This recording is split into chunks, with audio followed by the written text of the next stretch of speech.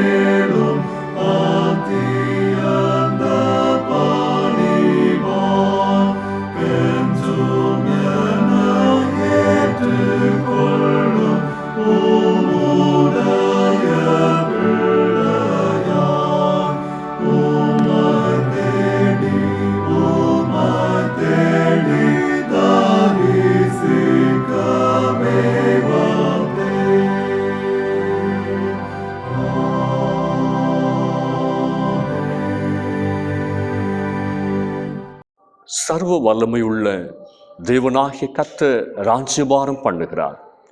நாம் சந்தோஷப்பட்டு களி கூர்ந்து அவருக்கு துதி செலுத்த கடவோம்.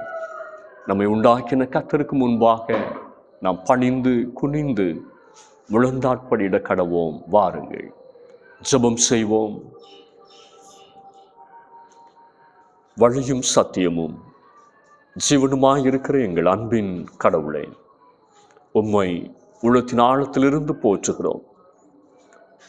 திரியேக கடவுளாகிய உம்மில் காணப்படுகிற அன்பு, உறவு, ஐக்கியம் போன்ற தெய்வீக சுவாபங்களை இந்த தொழுகையின் வழியாக சொந்தமாக்கி கொள்ள அனுபவமாக அருள் தாரும்.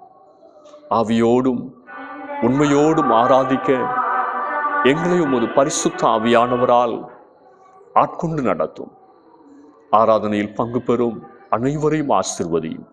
தடைகள், அசதிகள், நிர்விசாரத்திற்கு விலக்கி தெய்வ பயத்தோடும் பக்தியோடும் ஆராதிக்க அருள் தாரும்.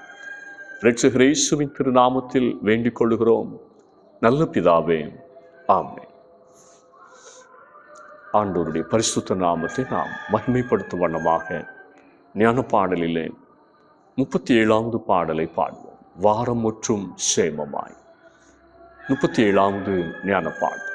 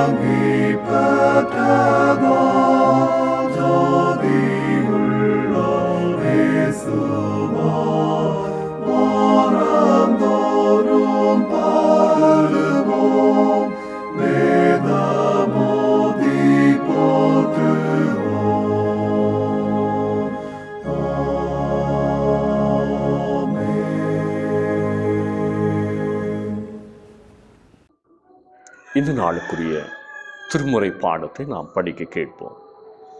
பரிசுத்த யோவான் எழுதிய நற்செய்தி நூல் 3வது அதிகாரம் வசனங்கள் 8 முதல் 16 முடிய.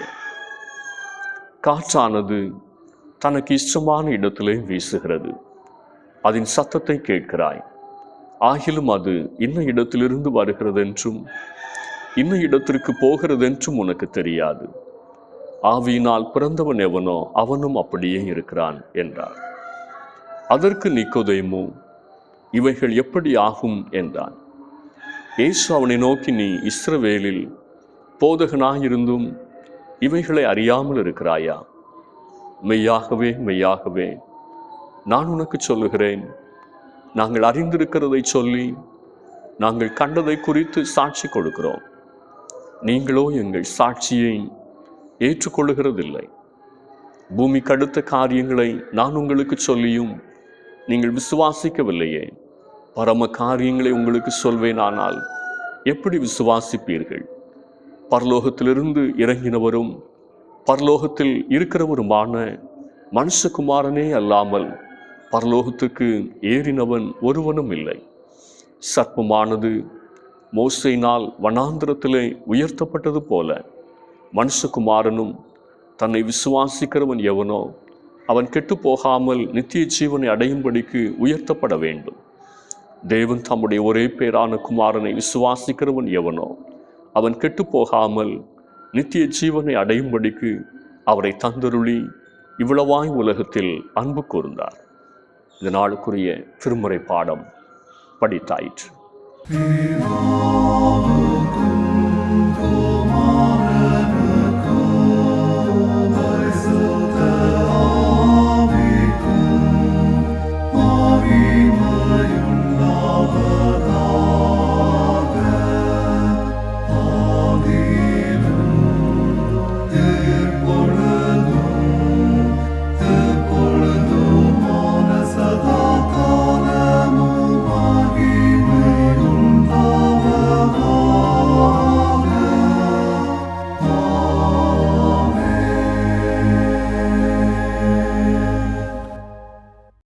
ஆண்டவருடைய அருள் வார்த்தை கேட்க நாம் ஆயத்தப்படும் வண்ணமாக இயேசு அழைக்கிறார் என்கிற பாடலை உற்சாகமாய் பாடுவோம்.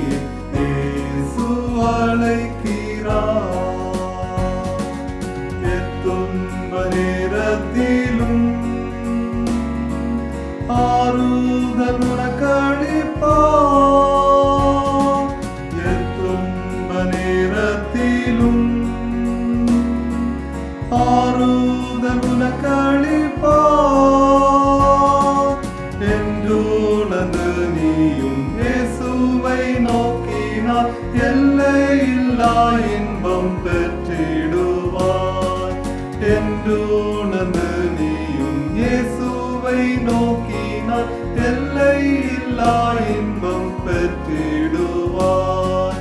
இயேசு அழைக்கிறார், இயேசு அழைக்கிறார், அவளை உன்னை தம் கரங்கள் நீட்டி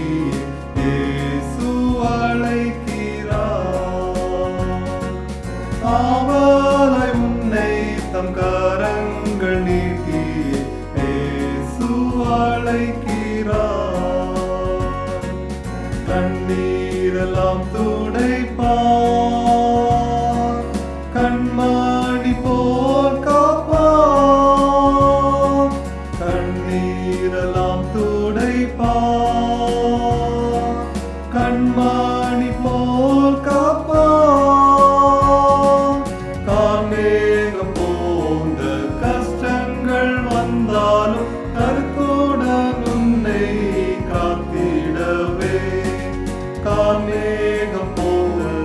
கஷ்டங்கள் வந்தாலும் கருத்துடன்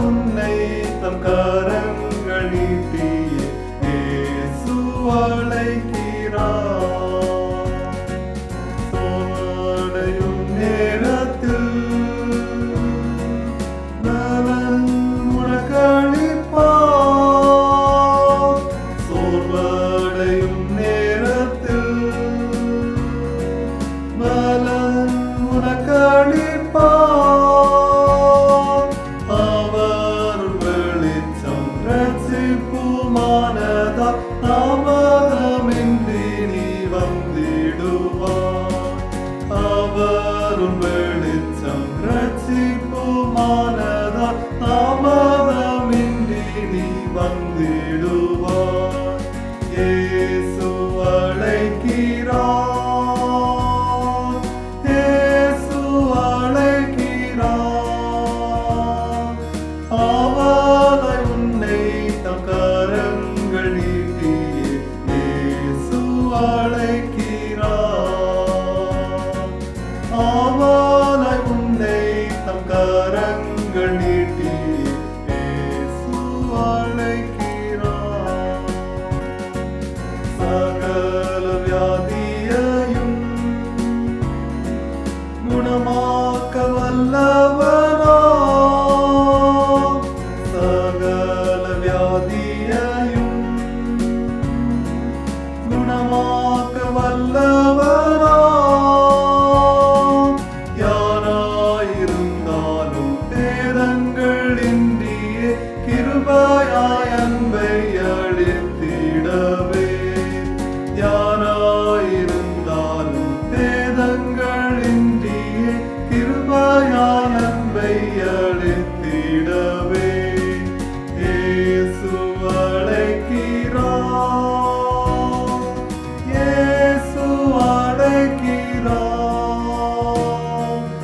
ஆவலை உன்னை தம் கரங்கள் நீட்டியே இயேசு அழைக்கிறார்.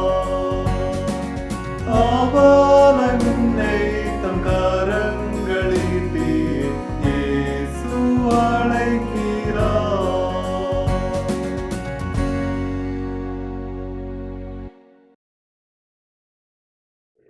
ஆசீர்வாதமான இந்த நாளுக்காக ஆண்டவரை ஸ்தோத்திரிப்போம். கர்த்தர் நம்மை ஆசீர்வதிப்பாராக.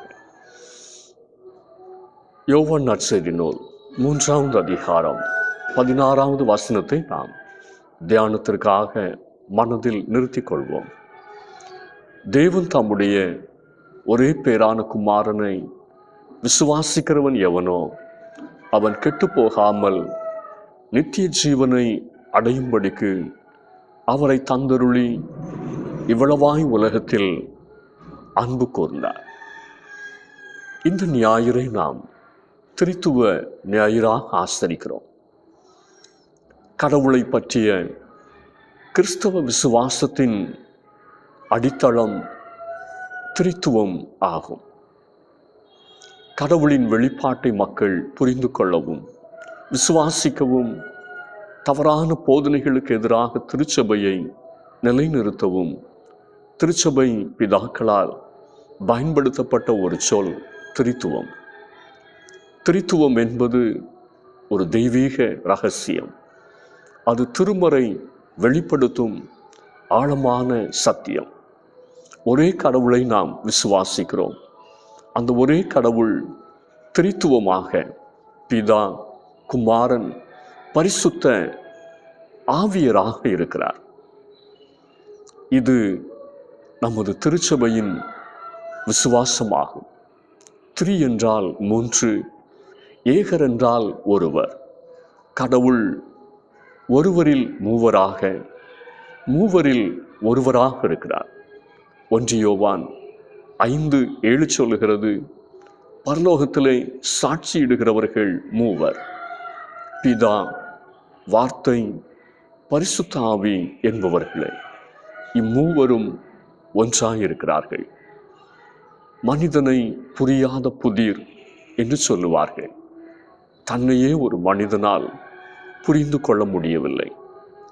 இந்த பிரபஞ்சம் மனிதர்களாகிய நாம் சிற்றறிவிற்கு ஒரு மிகப்பெரிய புதிர். அறிவியல், விஞ்ஞானம், அறிவு பெருகியிருக்கிற இந்த நாட்களில் நாம் வாழும் பிரபஞ்சத்தில் இதுவரை மனிதன் கண்டுபிடித்திருப்பது, அறிந்திருப்பது 2% மாத்திரமே. 98% காரியங்கள் அறியப்படாதவைகளாகவே இருக்கிறது. அப்படி இருக்கும்போது அனைத்தையும் படைத்த கடவுளை பற்றிய நம் அறிவு மிக மிக குறைவுள்ளது. என்றாலும் நம்மால் கிரகிக்கக்கூடிய அளவில், புரிந்து கொள்ளக்கூடிய விதத்தில் கடவுள் தம்மை நமக்கு வெளிப்படுத்தி இருக்கிறார். மனிதன் தன் அறிவால், முயற்சியால் கடவுளை தேடி அறிய முற்பட்டதின் விளைவாக எழுந்தவை மதங்கள். அந்த கடவுள் மனிதனை தேடி வந்தார் என்பதை சொல்வதே சுவிசேஷம். தெய்வீக உறவின் இலக்கணம் திரித்துவம். திரித்துவத்தில் பிதா, குமாரன், பரிசுத்த ஆவியானவர் ஆகிய மூவரும் பிரிக்க முடியாத அன்பின் ஐக்கியத்தில் இருக்கிறார்கள்.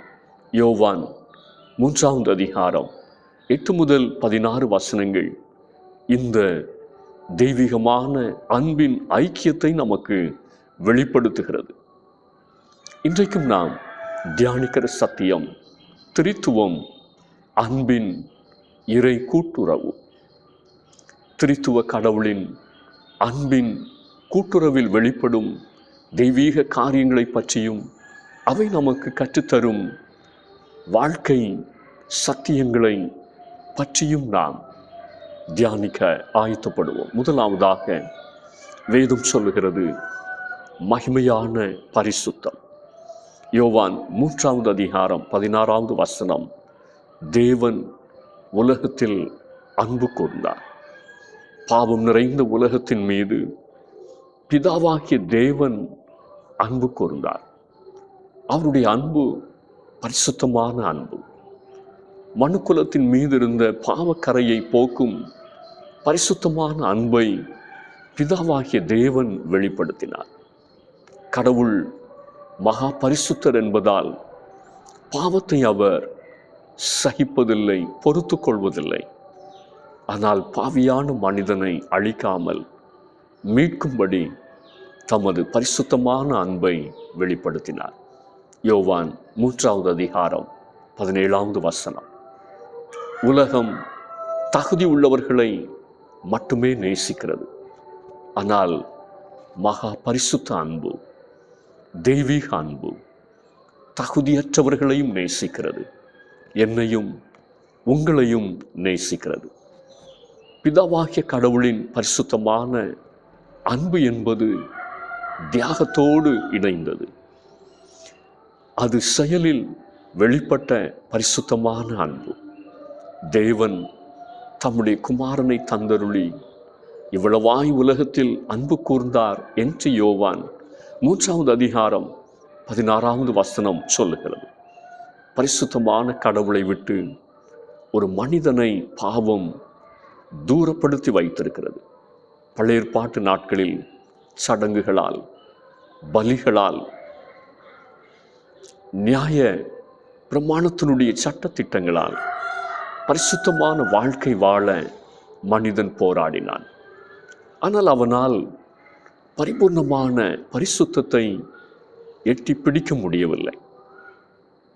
பிதாவின் பரிசுத்தமான அன்பு மனித வாழ்வில் பூரணமான பரிசுத்தத்தை கொண்டு வந்தது. பாவத்தின் மீது வெற்றியை கொண்டு வந்தது. பிதாவாகிய தேவனைப் போல குமாரனாகிய இயேசு கிறிஸ்துவும் பரிசுத்தர். யோவான் 3:13 சொல்லுகிறது, இயேசு கிறிஸ்து பரலோகத்திலிருந்து இறங்கினவர், பரலோகத்தில் இருக்கிறவர். பரிசுத்தமான ஆண்டவர் இயேசு பாவ உலகத்தை விட்டு பிரிந்து நிற்காமல் மனிதனை தூய்மைப்படுத்த இந்த பூமிக்கு இறங்கி வந்தார். யோவான் 3:14-15 சொல்லுகிறது, மோசே வனாந்திரத்தில் சர்ப்பத்தை உயர்த்தினது போல மனுஷகுமாரனும் உயர்த்தப்பட வேண்டும். வனாந்திரத்தில் பாவம் செய்த ஜனங்கள் உயிர் பிழைக்க வெண்கல சர்ப்பம் உயர்த்தப்பட வேண்டியதிருந்தது. அதுபோல பாவத்திற்கு பரிகாரமாக இயேசு கிறிஸ்து சிலுவையில் தூய பலியாக மாற வேண்டியதிருந்தது. கடவுள் அன்பானவராக இருந்தாலும் அவர் தம்முடைய மகா பரிசுத்தத்தையும் நீதியையும் விட்டு கொடுக்க மாட்டார். பாவத்திற்கான தண்டனையை சிலுவையில் நிறைவேற்றினார். இதன் வழியாக கடவுள் தம்முடைய பரிசுத்தத்தையும் அன்பையும் ஒரே நேரத்தில் வெளிப்படுத்தினார்.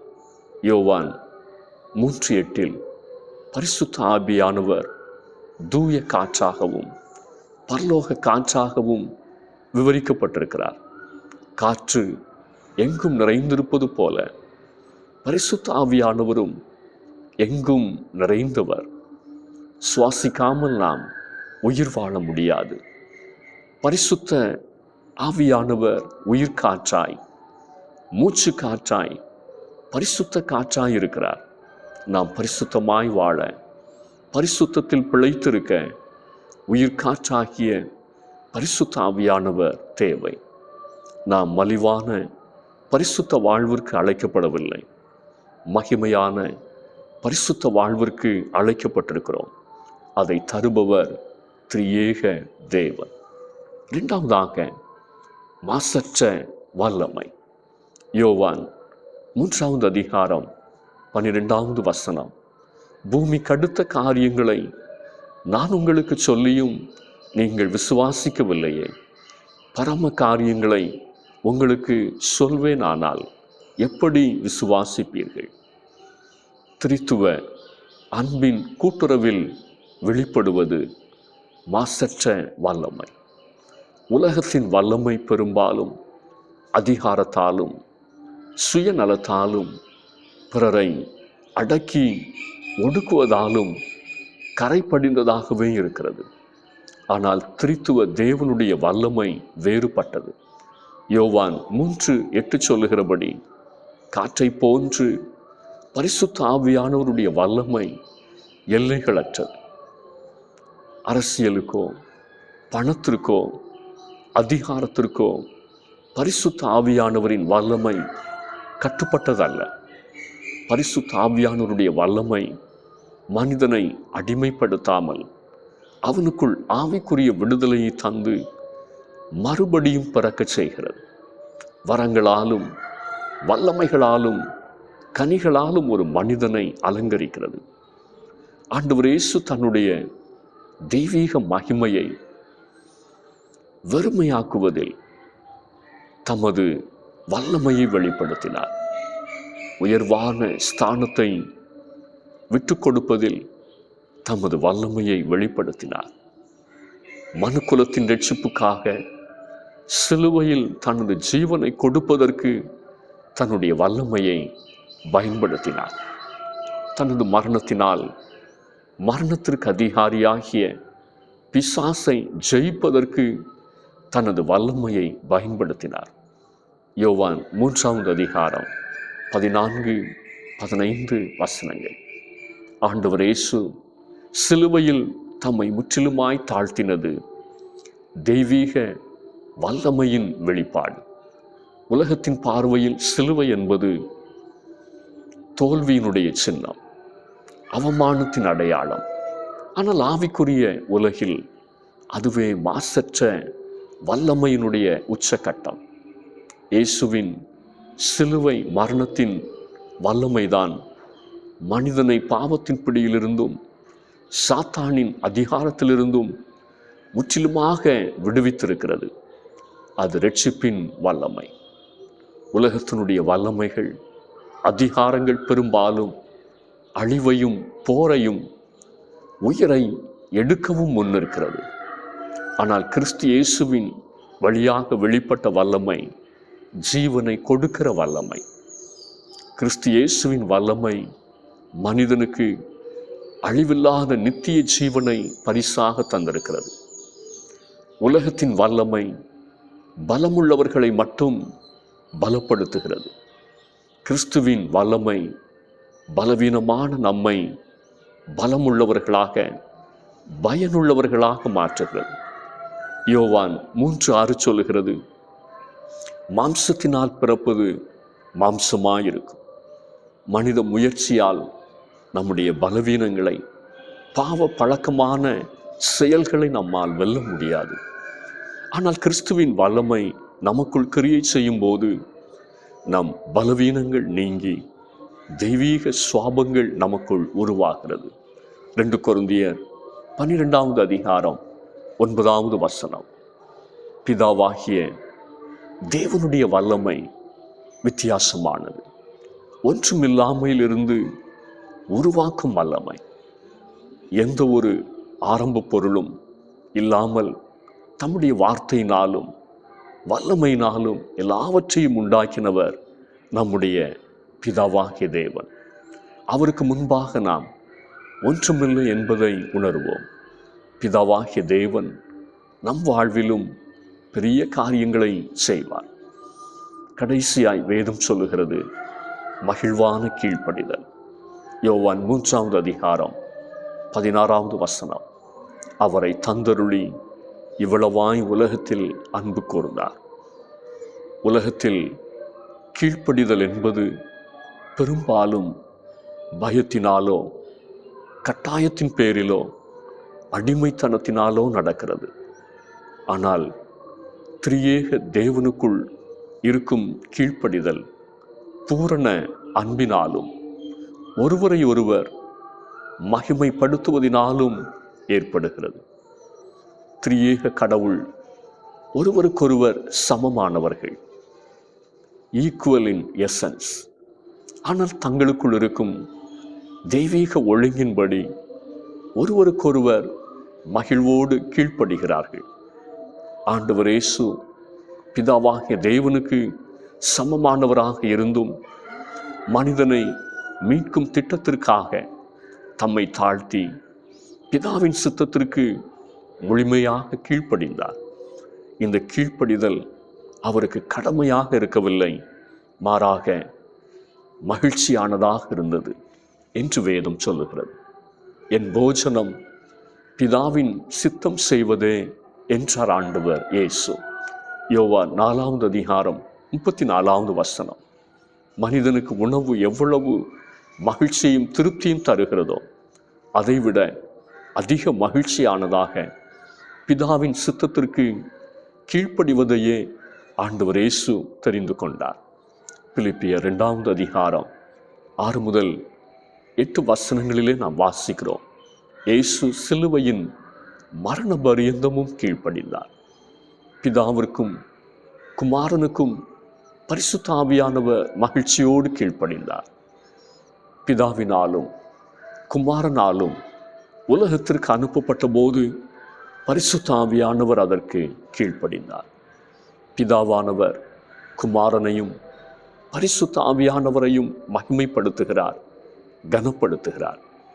பிலிப்பியர் 2வது அதிகாரம் 9 முதல் 11 வரை உள்ள வசனங்கள்.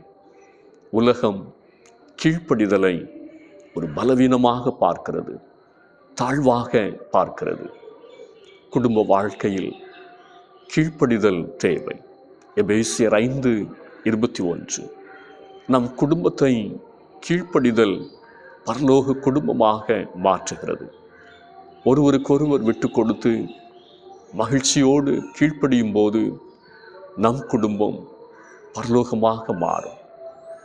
பரிசுத்த ஆவியானவர் தம்மை முன்னிறுத்தாமல் எல்லா இடத்திலும் இயேசுவையே முன்னிறுத்தி உயர்த்துகிறார். யோவான் 16வது அதிகாரம் 14வது வசனம். நாமும் குடும்பத்தில் திருச்சபையில் பிறரை நம்மை விட மேலானவர்களாக எண்ணி கீழ்ப்படிதலோடு செயல்பட வேண்டும். பிலிப்பியர் 2வது அதிகாரம் 3வது வசனம். அங்கே மாம்சீகம் அல்ல தெய்வீகம் வெளிப்படும். என் சித்தம் அல்ல உம் சித்தமே ஆக கடவது என்று பிதாவின் சித்தத்திற்கு ஆண்டவர் இயேசு அர்ப்பணித்தது போல நம் வாழ்வை திரியேக கடவுளின் சித்தத்திற்கு மகிழ்ச்சியோடு நாம் அர்ப்பணிப்போம். நம் வாழ்க்கையிலும் தெய்வீக நறுமணம் வெளிப்படும். ஆண்டவர் இந்த வார்த்தைகளால் நம் ஒவ்வொருவரையும் ஆசீர்வதிப்பாராக. ஆமென். ஆராதனைக்கு நிறைவு பாடலாக கீர்த்தனை பாடலிலே 52வது பாடலை பாடுவோம்.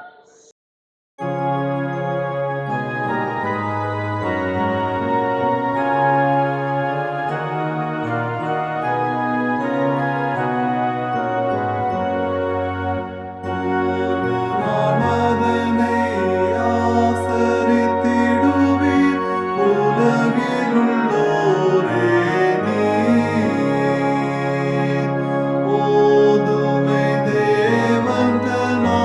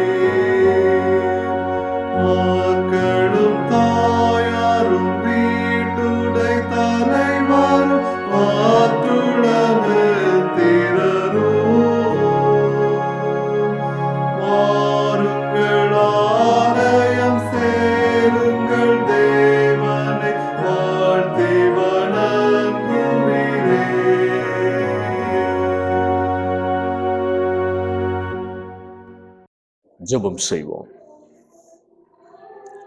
மகா பரிசுத்தம் நிறைந்த எங்கள் அன்பின் பரலோக பிதாவே, உம்முடைய ஒரே குமாரனாகிய இயேசு கிறிஸ்துவின் வழியாய் உம்முடைய அன்பை எங்கள் மேல் பொழிந்தருளினீர். பரிசுத்த ஆவியானவரால் எங்களை ஆட்கொண்டு நிறைத்து ஒவ்வொரு நாளும் வழி நடத்துகிறீர். அந்த அன்பை நினைத்து நாங்கள் உம்மை துதிக்கிறோம், ஸ்தோத்திரிக்கிறோம். இந்த திரித்துவ ஞாயிறிலும் தெய்வீக ஐக்கியத்தை எங்களுடைய வாழ்க்கையிலே சொந்தமாக்கி கொண்டு எங்களுடைய உறவுகளை பலப்படுத்தி கொள்ள கிருபை பாராட்டோமை நோக்கி நாங்கள் ஜெபிக்கிறோம். பரிசுத்தத்தை காத்து கொள்ளுகிற நல்ல அனுபவத்திலே நாங்கள் பெருகுவதற்கு கர்த்தர் கிருபை பாராட்டுவீராக. கிறிஸ்துவனுடைய வல்லமை, தெய்வீக வல்லமை எப்படி மனுக்குலத்திற்கு வாழ்வு தந்ததோ அதை போல கர்த்தர் எங்களுக்கு தந்த அதிகாரத்தையும் வல்லமையும் பிறருடைய வாழ்வுக்காக நலனுக்காக நாங்கள் பிரயோஜனப்படுத்த கர்த்தர் கிருபை பாராட்டோமை நோக்கி நாங்கள் ஜெபிக்கிறோம். எங்களுடைய வாழ்க்கையிலும் தெய்வீகமான கீழ்ப்படிதலை கர்த்தர் அருளி செய்வீராக. இதன் வழியாக விட்டு கொடுத்து இணைந்து செயல்படுவதற்கு கர்த்தருடைய கரம் எங்களோடு இருக்க வேண்டும் என்று சொல்லி உம்மை நோக்கி நாங்கள் ஜெபிக்கிறோம். அப்படிப்பட்ட தெய்வீக அனுபவத்திலே நாங்களும் முன்னோக்கி செல்வதற்கு கர்த்தர் உதவி செய்வீராக. விதைக்கப்பட்டிருக்கிற சத்திய விதைகள் ஒவ்வொருடைய இருதயங்களிலும் நுரத்துணையாய் பலன் கொடுக்க கர்த்தர் கிருபை பாராட்டும். குடும்பங்களிலே தெய்வீக சமாதானமும் அமைதியும் பெருகட்டும் என்று சொல்லி உம்மை நோக்கி நாங்கள் ஜெபிக்கிறோம். அப்பா, உம்முடைய வசனங்களுக்கு நாங்கள் கீழ்ப்படுகிற பொழுது ஆவியானவருடைய நடத்துதலால் நாங்கள் வெற்றியுள்ள ஒரு வாழ்க்கை வாழத்தக்கதாய் உம்முடைய கரம் எங்களோடு கூட தங்கியிருக்கட்டும் என்று சொல்லி ஜெபிக்கிறோம். சத்தியத்தை விட்டு விலகி தங்களுடைய வாழ்க்கையில தாறுமாறான நிலைமையில வாழ்ந்து கொண்டிருக்கிற ஒவ்வொருடைய வாழ்க்கையிலும் ஒரு புதிய மாற்றத்தை கர்த்தர் அருளி செய்வீராக. பழையவைகள் ஒழிந்து போயின, எல்லாம் புதிதாய் என்று சொல்லத்தக்கதாய் புதிய மனுஷனாய் புதிய சிருஷ்டியாய் தம்முடைய பிள்ளைகள் ஆண்டவருக்குள்ளாக ஒரு மாற்றத்தை பெற்றுக்கொள்ள கர்த்தர் கிருபை பாராட்ட ஜெபிக்கிறோம்.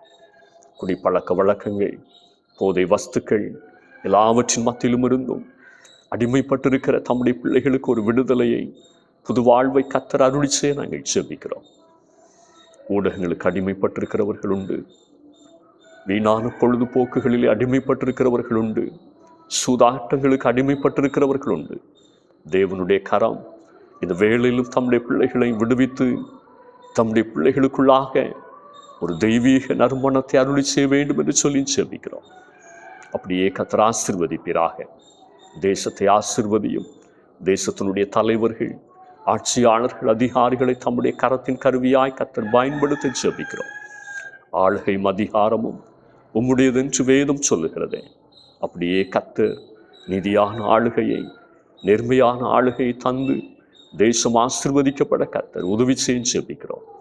எங்கெல்லாம் அநீதியாய் தேவனுடைய பிள்ளைகள் துன்புறுத்தப்படுகிறார்களோ, நியாயம் மறுக்கப்படுகிறதோ, அந்த இடத்தில் கர்த்தருடைய நீதி வெளிப்படட்டும் என்று சொல்லி நாங்கள் ஜெபிக்கிறோம். உலகம் முழுவதிலும் சமாதானத்தை கர்த்தர் அருளி செய்வீராக. தேசங்களுக்கு இடையிலே உறவுகள் வலுப்பெற கர்த்தர் கிருபை பாராட்ட ஜெபிக்கிறோம். அப்படியே கர்த்தர் தேசங்களை ஆசீர்வதிக்க ஜெபிக்கிறோம். இந்த நாட்களிலும் ஏற்பட்டிருக்கிற விலைவாசி உயர்வுகளின் மத்தியிலும் கர்த்தர் இரக்கம் பாராட்ட நாங்கள் ஜெபிக்கிறோம். ஆண்டவரே, அப்படியே கர்த்தர் ஆசீர்வாதமான மழையை தந்து தொடர்ந்தும் தேசத்திலே செழிப்பான நாட்களை அருளி செய்ய உம்மை நோக்கி நாங்கள் ஜெபிக்கிறோம். ஆண்டவரே, பருவ கால சூழ்நிலைமைகளிலே ஏற்பட்டிருக்கிறதான மாற்றங்களின் நிமித்தம் எந்த பேரழிவுகளும் வராதபடிக்கு தேவன் எங்கள் மேல் இரக்கம் பாராட்ட உம்மை நோக்கி நாங்கள் ஜெபிக்கிறோம். அப்படியே கர்த்தருடைய கரம் இயற்கையை ஆளுகை செய்கிறபடினால் சமாதானமும் அமைதியும் வாழ்வும் பெருகட்டும் என்று சொல்லி உம்மை நோக்கி நாங்கள் ஜெபிக்கிறோம். குடும்பங்களை கர்த்தர் ஆசீர்வதிப்பீராக.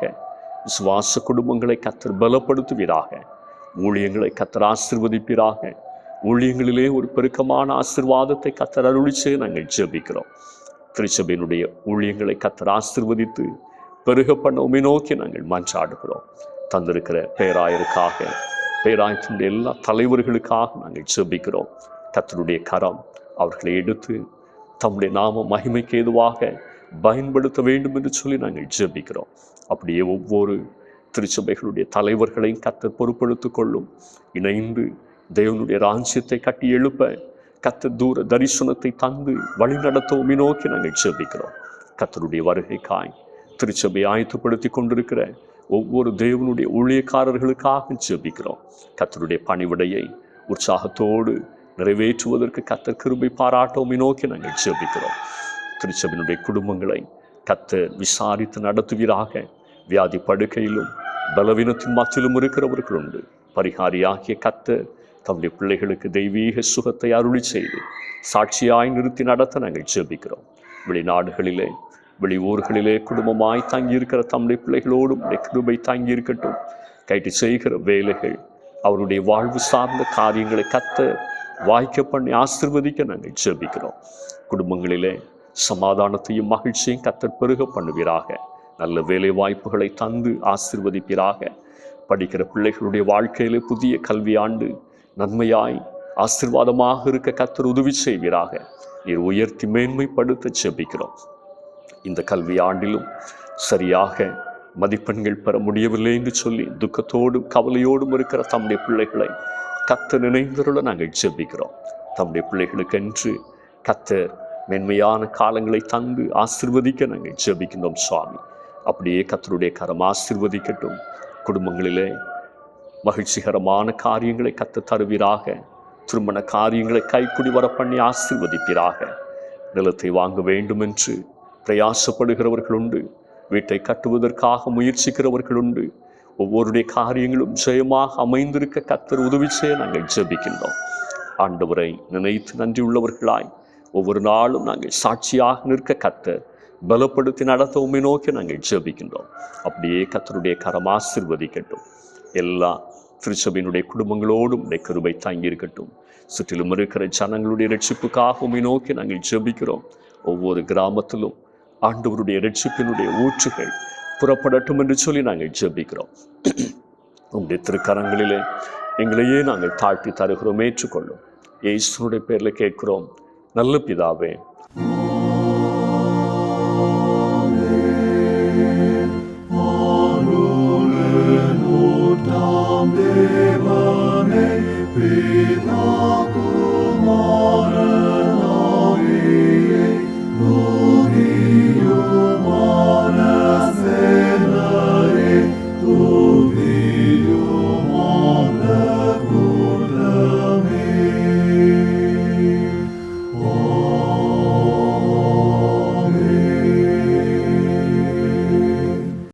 நம்முடைய ஆண்டவராகிய இயேசு கிறிஸ்துவின் கிருபையும் பிதாவாகிய தேவனுடைய அன்பும் பரிசுத்த ஆவியானவருடைய ஐக்கியமும் சிநேகமும் நம் அனைவரோடும் இன்றும் என்றும் சதா காலங்களிலும் நிறைவாய் தங்கியிருப்பதாக.